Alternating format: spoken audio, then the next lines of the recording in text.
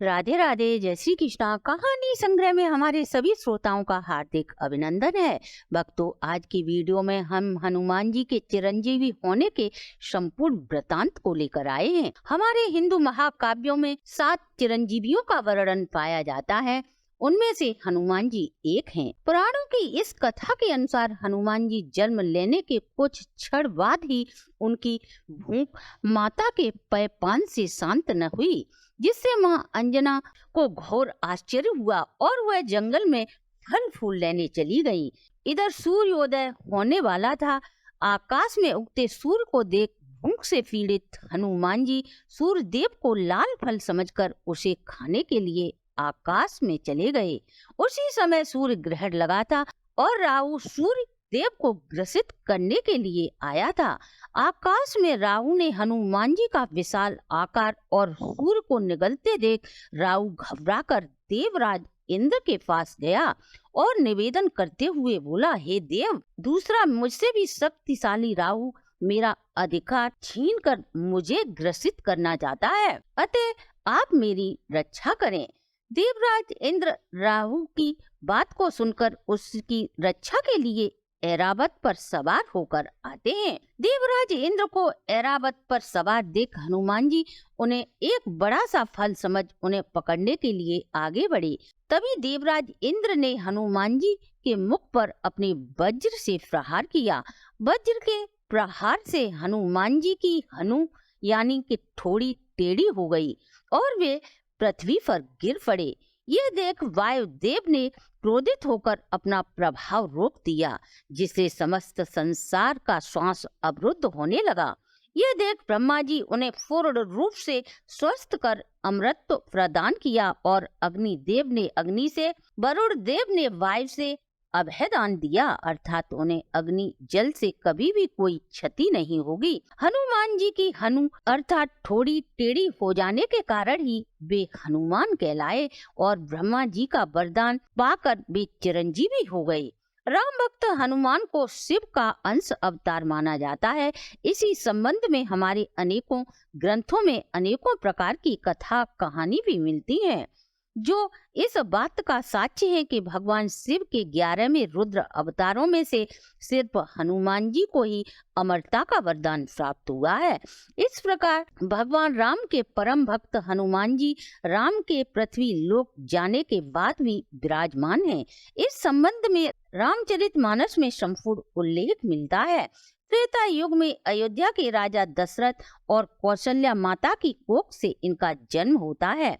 कुछ ही दिनों बाद अपने आराध्य प्रभु श्री राम के दर्शन करने की अभिलाषा को भगवान शिव माता पार्वती से कहते हैं। तब माता पार्वती बोली, प्रभु, आप यदि पृथ्वी लोक पर चले गए तो मैं कैलाश पर्वत पर आपके बिना अकेली नहीं रह सकती।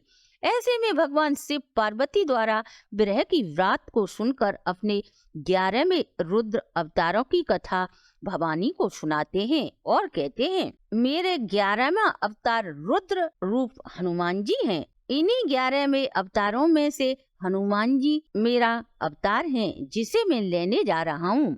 महादेव त्रिकालदर्शी थे, अतः वे जानते थे कि उनके आराध्य प्रभु श्री राम इस अवतार में बहुत सी मुश्किलें का सामना करना पड़ेगा और पृथ्वी का कल्याण करने के लिए पुरुषोत्तम भगवान को उनकी आवश्यकता होगी।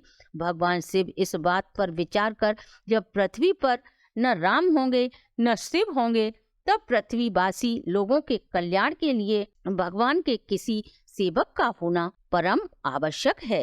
यही वजह है कि भगवान शिव के रुद्र रूप अवतार हनुमान जी को सर्वश्रेष्ठ अवतार की संज्ञा दी जाती है। वाल्मीकि रामायण के अनुसार लंका में काफी खोजने के बाद जब वे सीता माता को न खोज सके तो वह माता को मृत समझ बैठे, लेकिन पुनः वे प्रभु श्री राम का स्मरण कर पूरी लंका को खोजने के बाद विभीषण से भेंट होती है और विभीषण के बताने पर वे अशोक वाटिका जाते हैं और प्रभु श्री राम की निशानी सीता माता को दे वे अपना परिचय देते हैं। प्रभु श्री राम का संदेश पा सीता माता प्रसन्न हो उन्हें अमरता का वरदान देती हैं। यही कारण है कि प्रत्येक युग में हनुमान राम भक्तों की रक्षा, भक्तों के मनोरथों को पूरा करते हैं। वहीं हनुमान चालीसा की एक चौपाई में अष्ट सिद्ध नवनिधि के दाता अश्वर दीन जानकी माता अर्थात हनुमान जी को माता जानकी से ऐसा वरदान प्राप्त हुआ है, इससे आप किसी भी भक्त पर प्रसन्न हो वे 8 सिद्धियां और 9 निधियां प्रदान कर सकते हैं। जब हनुमान जी को प्रभु के पृथ्वी लोक छोड़ने की बात सोचते हैं तो वह बहुत आहत होते हैं। तब वे माता सीता से बोले, माता आपने मुझे अजर अमर होने का वरदान तो दे दिया, परंतु ये नहीं सोचा कि जब मेरे प्रभु इस पृथ्वी लोक को त्यागेंगे तो मेरे जीवित रहने का प्रयोजन ही खत्म हो जाएगा। अतः आप मुझे दिया गया अमरता का वरदान वापस ले लो। यह सुन सीता माता प्रभु श्री राम का स्मरण करती हैं। प्रभु श्री राम तत्काल प्रकट हो हनुमान को गले से लगाकर बोले, हनुमान मुझे पता था तुम सीता के पास आकर यही कहोगे।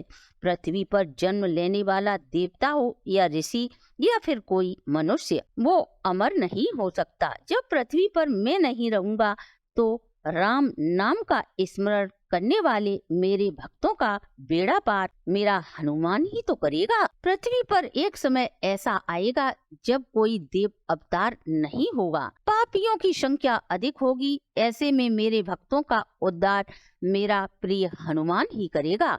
इसलिए तो तुम्हें अमरता का वरदान प्राप्त हुआ है। हनुमान जी अपने अमरता के वरदान का प्रयोजन समझ अपने आराध्य की आज्ञा को सिर धारण कर आज भी पृथ्वी लोक पर प्रत्यक्ष विराजमान हो भक्तों के मनोरथों को पूर्ण कर प्रभु की आज्ञा का पालन करते हैं। तो भक्तों, ये थी हनुमान जी की अमरता के पीछे छुपे रहस्य की संपूर्ण जानकारी।